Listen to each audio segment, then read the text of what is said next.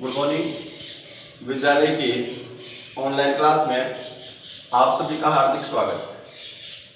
देखिए, मुख्यतः कल के बिंदु की अपन बात करें तो कल का बिंदु आपका अपक्षय का बिंदु कल मैंने आपको बताया था, जिसमें अपक्षय, अपर्दन, अनाच्छादन, इन तीनों के बारे में आपको बताया गया था। फिर कल मैंने बताया था आपको कि अपन इसके विस्तार से चर्चा करेंगे। विस्तार चर्चा के अंदर देखते हैं सबसे पहले अपक्षय व अपर्दन के कारण से भू आकृतिक प्रक्रिया के बारे में। भू आकृतिक प्रक्रिया क्या भाई? देखो, हमारी जो भूपरपटी है, भूपरपटी का मतलब होता है धरातल ऊपर की परत। ये परत क्या है? एक गतिशील परत है। गतिशील परत मतलब ये ऊर्ध्वाकार दिशा में और क्षैतिज दिशा में क्या होती है? गतिशील होती है।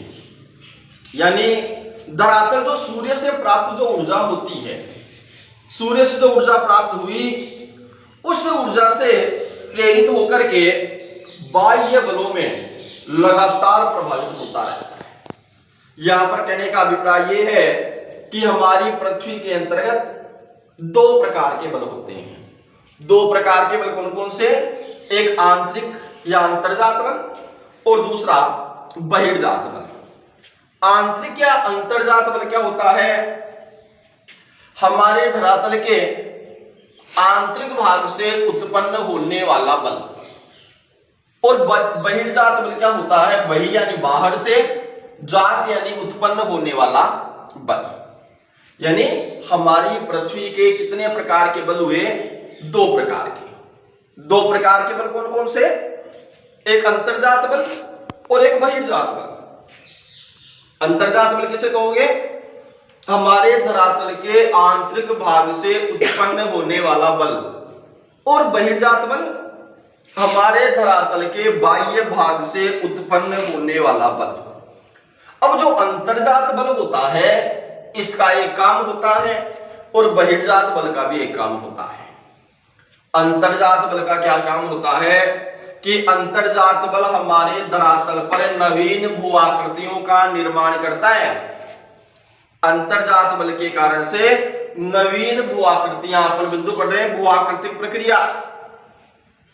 तो जो अंतर्जात बल है, यह अंतर्जात बल हमारे धरातल पर क्या करता है? भू आकृतियों का निर्माण। भू आकृतियों के निर्माण से अभिप्राय क्या होता है कि हमारे धरातल पर विभिन्न प्रकार की आकृतियां बनाता है। कैसी आकृतियां बनाता है, कैसी नहीं बनाता, वो आगे देखेंगे। बहिर्जात बल क्या करता है? विध्वंस करता है, मतलब विषमताएं दूर करता है। उदाहरण के लिए समझो कि जैसे मान लीजिएगा ये हमारा धरातल है, ये हमारा धरातल है, और अंतर्जात बल ने क्या किया? इस धरातल पर एक पर्वत का निर्माण कर दिया। धरातल है, भूपटल है ये, और इस भूपटल पर अंतर्जात बल ने अंतर्जात बल ने क्या किया? धरातल पर विषमता बना दी, पर्वत बना दिया। बहिर्जात बल क्या करेगा? अंतर्जात बल के द्वारा बनाई गई विषमता को, यानी अंतर्जात बल जिस भू आकृति का निर्माण करता है, उस भू आकृति के निर्माण का क्या कर देगी? विध्वंस कर देगा। वो बहिर्जात बल होता है। यानी इस पर्वत का अपक्षय, अपर्दन आदि प्रक्रियाओं के माध्यम से इस पर्वत को पुनः किस रूप में स्थित कर देना? समतल, विषमता दूर कर देना, वो बहिर्जात बल है। फिर से समझो कि हमारी पृथ्वी के कितने बल हैं? दो बल, एक अंतर्जात बल और एक बहिर्जात बल। अंतर्जात बल क्या करता है? हमारे धरातल पर विषमताओं का सृजन करता है। विषमताओं के सृजन से मतलब है भू आकृति निर्माण। भू आकृति निर्माण क्या भाई? पर्वत है, पठार है, मैदान है, इन सब का निर्माण हमारे धरातल पर होता है। आपने देखा होगा हमारे धरातल पर कई स्थानों पर पर्वत है, कुछ स्थानों पर पठार है, कुछ स्थानों पर मैदान है, कुछ स्थानों पर गर्त है। किसके कारण से है? अंतर्जात बल के कारण से, आंतरिक बल के कारण से। और इस अंतर्जात बल का विपरीत काम करता है कौन? बहिर्जात बल। दोनों बातें समझ में आ गई होंगी कि जो अंतर्जात बल है, ये अंतर्जात बल तो क्या करता है? हमारे धरातल पर भू आकृतियों का निर्माण करता है, भू यानी धरातल पर आकृतियां बनाता है। और बहिर्जात बल क्या करता है? विध्वंसात्मक कार्य करता है। अंतर्जात बल के द्वारा बनाई गई जो विषमताएं हैं, इन विषमताओं को दूर करने का काम कौन करता है? बहिर्जात बल करता है। उदाहरण जैसे मैंने आपको बताया था, समतल मैदान पर पर्वत निर्माण हुआ, क्या कारण? अंतर्जात बल। और ये पर्वत अपक्ष या पर्दन अनाच्छादन होकर के पर्वत के स्थान पर वापस कैसी स्थिति बन गई? समतल। क्या कारण? बहिर्जात। दोनों बातें समझ में आ गई। तो हमारी पृथ्वी की ये दो प्रकार के बल हैं, एक अंतर्जात और एक बहिर्जात बल। देखिए मुख्यतः हमारी जो पृथ्वी है, या अपन ये कहें कि हमारे प्रकृति के जो तत्व हैं, हमारी प्रकृति में विद्यमान तत्व, ये तत्व किसके कारण से गतिशील हैं? ढाल प्रवणता के कारण से। ढाल प्रवणता के कारण से गतिशील होते हैं। चाहे वो प्रवाही जल है, जल का बहना, भूमिगत जल, अंडरग्राउंड वाटर, धरातल के आंतरिक भाग में जल का प्रवाह, हिमनद, वायु, लहरें, धाराएं, ये सभी क्या है? ये मुख्यतः भू आकृतियों का निर्माण करते हैं। इनसे भू आकृतियां बनती हैं, यानी गतिशीलता के प्रमुख कारक हमारे धरातल पर जो भी गतिशील है, नदी का बहना, भूमिगत जल का धरातल के आंतरिक भाग में बहना, वायु का चलना, ये सब किसके कारण से है? इन दोनों के कारण से। ढाल प्रवणता और गुरुत्वाकर्षण बल के कारण से गतिशीलता की स्थिति बनती है, चाहे वो प्रवाही जल हो, चाहे भूमिगत जल हो, हिमनद हो, वायु हो। और हमारे धरातल पर भू आकृतियों का जो निर्माण होता है, ये भू आकृतियों का जो निर्माण है, ये निर्माण भी किनके कारण से होता है? इन्हीं के कारण से होता है। मुख्यतः ये प्रधान कारक हैं जिनके कारण से भू आकृतियों का निर्माण होता है। देखिए दो प्रकार की स्थितियां होती हैं, मैंने बताया आपको, एक अंतर्जात और एक बहिर्जात। अंतर्जात में होता है धरातल के आंतरिक भाग में उत्पन्न होने वाला बल, और बहिर्जात मैंने बताया आपको धरातल के बाह्य भाग में उत्पन्न होने वाला बल। अंतर्जात बल देखो दो प्रकार का होता है, एक आकस्मिक तुरंत घटित हो जाने वाला, और एक होता है पटल विरूपणी अधिक समय लगने वाला। यानी आप इनको अपन दो नाम और दे सकते हैं, आकस्मिक को और क्या कह सकते हैं अपन? अल्पकालिक। और पटल विरूपण को क्या कह सकते हैं? दीर्घकालिक। यानी अंतर्जात बल है, ये अंतर्जात बल कितने प्रकार से कार्य करता है? दो प्रकार से। दो प्रकार कौन से? एक आकस्मिक और एक पटल विरूपणी। यानी एक तो अल्पकालिक और एक दीर्घकालिक। हमारे धरातल पर ज्वालामुखी का उद्गार होना, ज्वालामुखी उद्गार होता है तो भू आकृति का निर्माण होता है या नहीं होता? उदाहरण देखो, जैसे मान लीजिएगा ये हमारा धरातल है, और ये धरातल के नीचे क्या कहते हैं इसको? क्रेटर, वह नलिका जिसमें ज्वालामुखी उद्गार के समय में क्या बाहर निकलता हो? मेग्मा बाहर निकलता हो। आ रहा है समझ में? तो इस नलिका के माध्यम से ये ज्वालामुखी का मुख है, ज्वालामुखी का अर्थ होता है ज्वाला यानी आग, निकले मुखी यानी मुख से। तो मेग्मा जो कि तप्त और गर्म अवस्था में होता है, ये मेग्मा धरातल पर इस नलिका के माध्यम से बाहर निकलता है, और बाहर निकल करके बिल्कुल समतल धरातल पर यहाँ ज्वालामुखी का उद्गार हुआ, और बाहर निकल करके ये मेग्मा था वो किस रूप में अवस्थित हो गया? मान लो इस रूप में अवस्थित हो गया, इस रूप में जमा हो गया। अब इस रूप में इसका जमाव हुआ, हमारे धरातल पर नवीन भू आकृति बनी या नहीं बनी? पहले कैसा था? समतल था। अब क्या हुआ? अब ये हुआ कि ज्वालामुखी उद्गार के समय मेग्मा बाहर क्यों निकला, जो तप्त और गर्म अवस्था में था, और ये मेग्मा बाहर क्यों निकल करके इस रूप में जमा हो गया और हमारे धरातल पर क्या बन गई, वो आकृति बन गई। क्या इस बात का पहले पता था कि भाई ज्वालामुखी का उद्गार होगा? नहीं। मतलब ये कैसी शक्ति हो गई, आकस्मिक शक्ति हो गई, तुरंत होने वाली। अंतर्जात बल का कौन सा आकस्मिक प्रभाव है?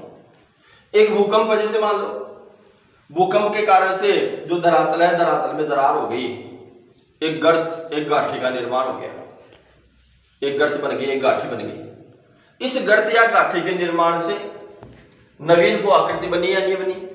समतल धरातल के स्थान पर कैसी स्थिति हो गई, गांठी बन गई। भाई जैसे ये धरातल है, भूकंप आ गया, यहाँ दरार हो गई, ऐसी स्थिति बन गई, ये गांठी का निर्माण हो गया। आकस्मिक है या नहीं? तो अंतर्जात बल का एक तो कारक होता है कैसा, आकस्मिक, तुरंत घट जाने वाली घटना। कम समय में जो घटना घटित हो जाए उसे आकस्मिक घटना कहते हैं। मुख्यतः ज्वालामुखी और भूकंप इसके उदाहरण हो गए। एक होता है पटल विरूपणी, दीर्घकालिक, लंबे समय में घटित होने वाली घटना।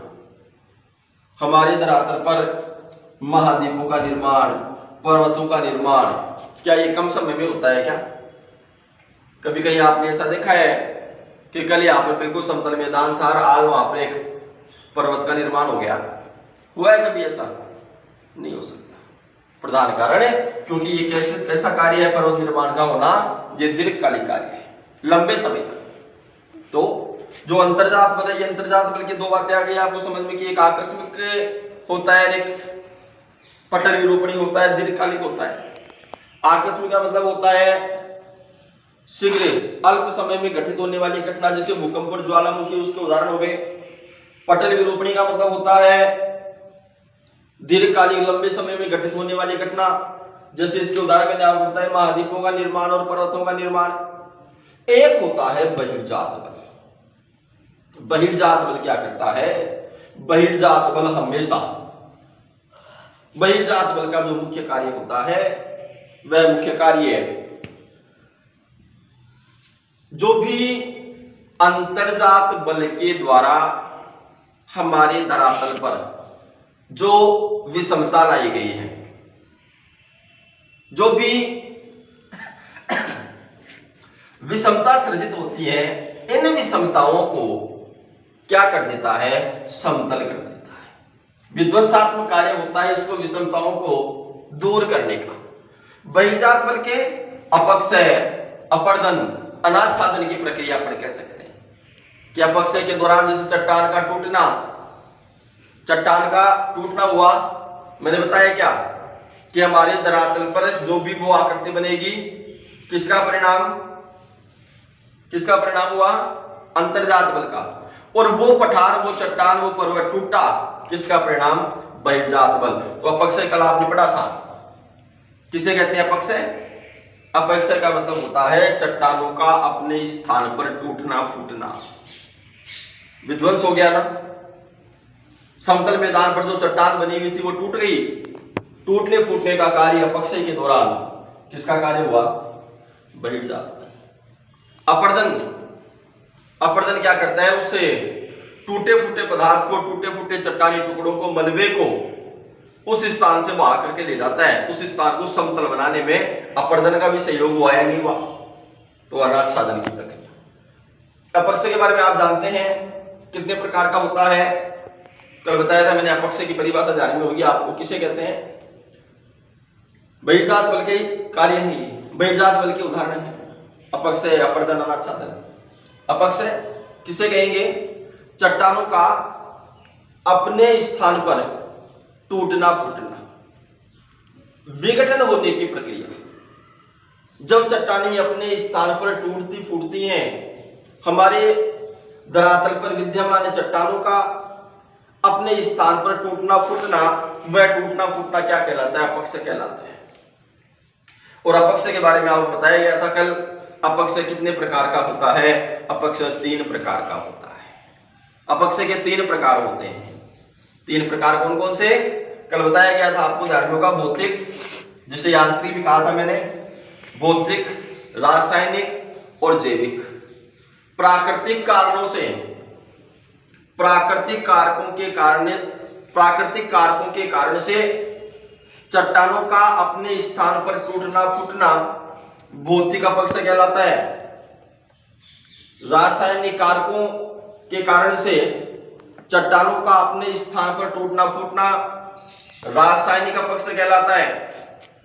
जैविक, जीव जंतु, वनस्पति और मानव, इन तीन तत्वों को कहा जाता है जैविक। जैविक क्या होता है? जैविक का मतलब क्या है? जीव जंतु, वनस्पति और मानव।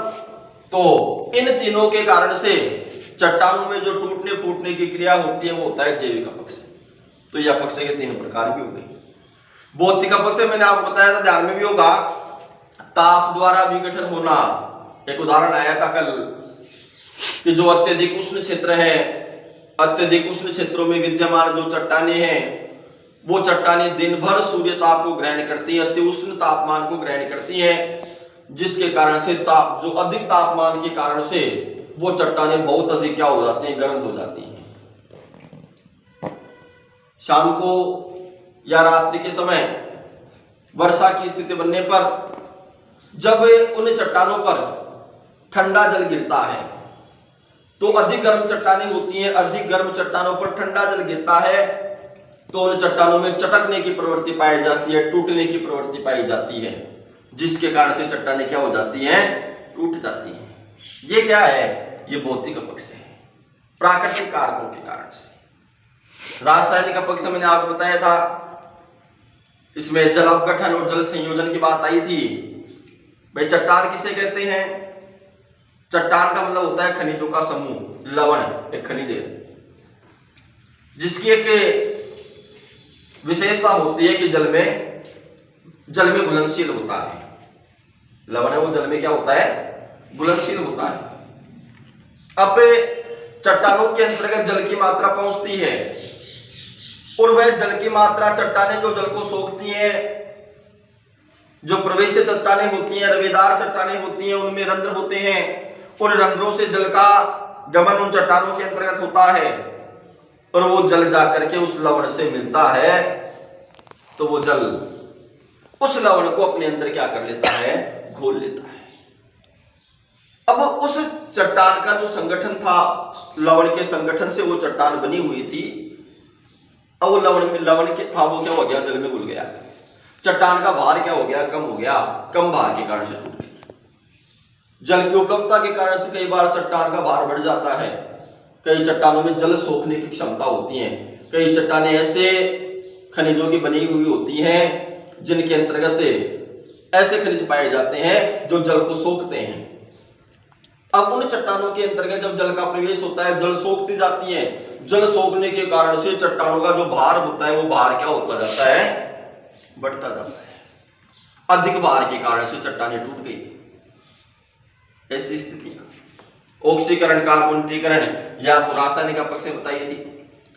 जैविक अपक्षय के अंतर्गत भी कल आपको बताया गया था कि जो हमारे धरातल पर विभिन्न प्रकार के जो जीव जंतु, ये कुत्ते बिल्ली वगैरह, ये अपना निवास स्थान धरातल को खोद करके छोटे मोटे जीव जंतु बिल बना करके रहते हैं, ये भी धरातल को खोदते हैं। धरातल के कण, धरातल भी एक चट्टान है, इसके कण धीरे धीरे ढीले होते हैं। उन ढीले कणों के कारण से ऐसी स्थिति बनती है। तो मुख्यतः ये जैविक अपक्षय के बारे में। तो अपक्षय के इन तीनों प्रकारों में हमने क्या देखा कि वास्तव में हमारे धरातल पर जो भी अंतर्जात बल के द्वारा जो भू आकृतियां बनाई जाती हैं, उन भू आकृतियों को तोड़ फोड़ करके समतल बनाने का कार्य, विध्वंस करने का कार्य, धरातल की विषमताओं को दूर करने का कार्य मुख्यतः बहिर्जात बल करता है। यानी अपक्षय की जो प्रक्रिया होती है वो मुख्यतः बहिर्जात बल के लिए महत्वपूर्ण है। अपक्षय की प्रक्रिया के द्वारा चट्टानें अपने स्थान पर टूटती फूटती रहती हैं और हमारे पृथ्वी की सतह का जो हमारा भूपटल है, इस भूपटल की सतह का जो निर्माण करने वाले पदार्थ हैं वो सबसे पहले अपक्षय की प्रक्रिया के द्वारा संचालित होता है। यानी इस भूपटल के निर्माण के अंतर्गत अपक्षय की जो प्रक्रिया है इसका महत्वपूर्ण योगदान है। और जो भू-आकृतिक जो कारक हैं, जो प्रकरण में बता रहा था आपको, नदी है, भूमिगत जल है, पवन है, हिमनद है, ये भू-आकृतियों का, इनसे क्या होता है, मुख्यतः ये अपर्दन का कार्य करती है। अपर्दन की अपन बात करें, अपर्दन मैंने क्या बताया था आपको कल, अपर्दन का मतलब होता है कि अपक्षय की प्रक्रिया के बाद में या साथ साथ जब चट्टानें टूट जाती हैं, जब चट्टानें टूट फूट जाती हैं, उन चट्टानों के टूटने फूटने के कारण से, या पर ये कह सकते हैं कि जब चट्टानों का विघटन होता है, विघटन के बाद जो चट्टानी मलबा, जो चट्टानी पदार्थ, जो चट्टानी चूर्ण वहां पर रहता है, वो नदी के द्वारा, भूमिगत जल के द्वारा, या मुख्यतः पवन के द्वारा, या हिमनद के द्वारा मुख्य रूप से क्या होता रहता है,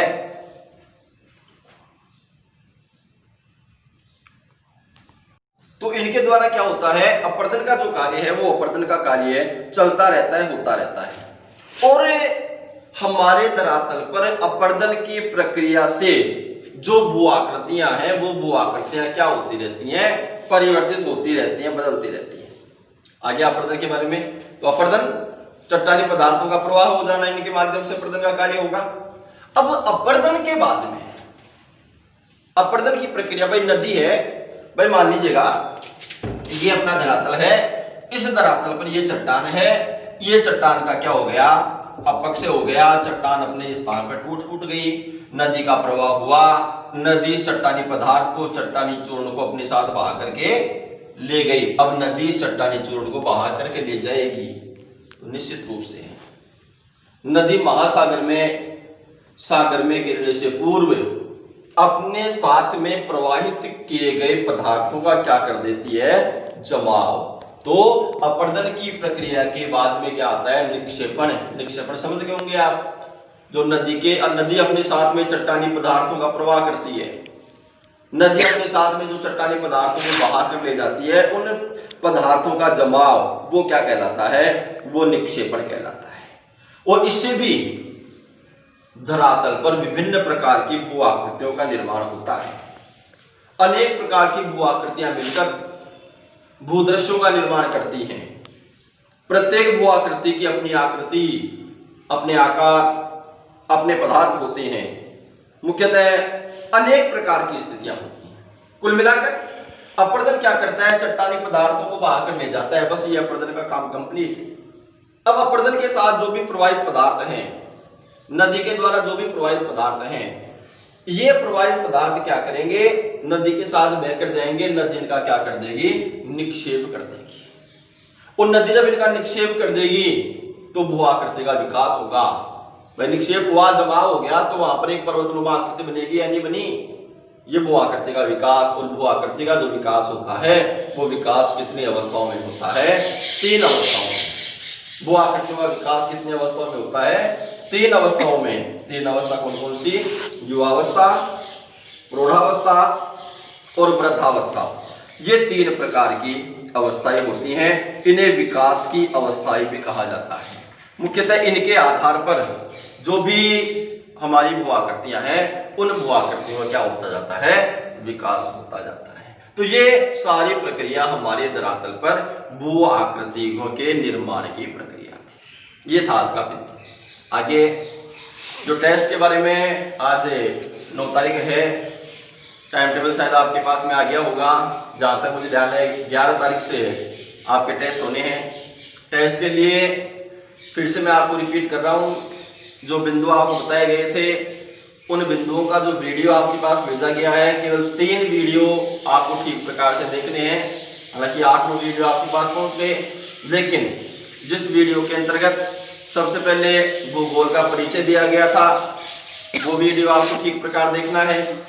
हमारी पृथ्वी की रचना, स्पेस वगैरह के वो वर्गीकरण, सियाल, सीमा, निफे वगैरह, उनके बारे में आपको बताया गया था। जो सौरमंडल के ग्रह, पार्थिव ग्रह वगैरह ये बताए गए आपको। जो भी बुध, शुक्र, पृथ्वी, मंगल, बृहस्पति, शनि, अरुण, वरुण, इनके बारे में आपको विस्तार से बताया गया था। वो वीडियो आपको देखना है। और एक वीडियो जो आपको देखना है वो है सूर्यताप वाला। जो सूर्यताप वाला केवल शुरू वाला जो पहला जो वीडियो आपके पास सूर्यताप वाला है, वो सूर्यताप वाला वीडियो आपको ठीक प्रकार से देखना है।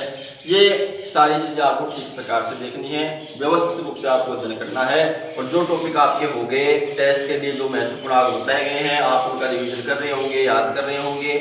जहां आपको कोई दिक्कत है, कोई प्रश्न पूछना है, कोई समझ में नहीं आए, तो आप डाउट में आप लिख सकते हैं। ठीक है, धन्यवाद। शेष कर